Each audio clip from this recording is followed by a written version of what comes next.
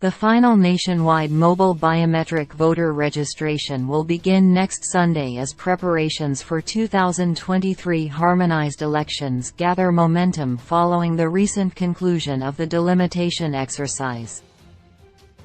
The Zimbabwe Electoral Commission (ZEC) will run a 10-day voter registration campaign, which ends on March 21, before undertaking various other activities, including opening the voters' roll for public inspection, which will lead up to the elections. Eligible voters will, however, still be able to register until 2 days after proclamation of the election date by President Mnangagwa. ZEC has since tabled a $130 billion budget to conduct the polls, with Treasury expected to start disbursing the funds. According to ZEC's preliminary 2023 elections roadmap, the polls management body is preparing for an extensive post-delimitation awareness program to explain to the electorate the new electoral boundaries.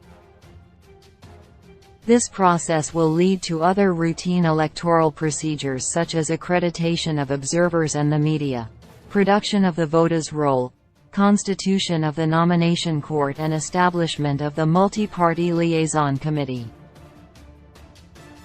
ZEC Chief Elections Officer Mr. Utloyal Salagwana said preparations for the harmonized elections had commenced. The Commission will undertake a nationwide mobile voter registration exercise from March 12 to 21, 2023. As it normally does before any general election, he said. The voter registration blitz will provide an opportunity for new registrants to register and for the existing registrants to apply for transfers. Currently, trainings to equip voter educators, voter registration officers and their supervisors is underway in preparation for the blitz.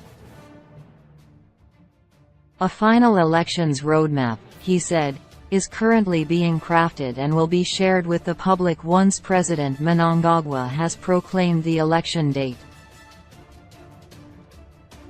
Preparing for elections is not different from preparing for any major electoral process. It entails planning for both human and material resources, capacitation of officers, and mobilization of resources. Preparing for the elections, he added, entails ensuring that major activities and time frames are met prior to Election Day. The Commission is finalizing the roadmap to the elections, which will be shared with stakeholders once the election date has been proclaimed by the President. ZEC requires $128.6 billion for the elections.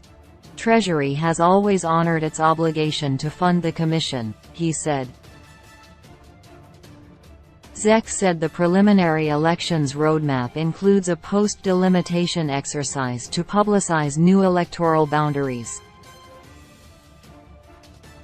The program will be multifaceted and entail engaging various stakeholder groups, deployment of voter education officers, use of both print and electronic media and the use of the ZEC website and social media platforms. Constitution of the Multi-Party Liaison Committee, said Mr. Salagwana, will help with resolution of all possible disputes during the election period. The committee will have, among its duties, the responsibility to hear and attempt to resolve any disputes, concerns, matters or grievances relating to the electoral process, including, in particular, any disputes arising from allegations concerning non-compliance with the Code of Conduct. President Mnangagwa gazetted the final delimitation report on February 20 this year. Some of the salient features of the delimitation report include the creation of 3 new local authorities: Mberwi Town Council with 6 wards, Chirundu Local Board with 3 wards, and Lupane Local Board with 6 wards. At National Assembly constituency level, Harare Province gained an extra constituency from the previous 29 seats.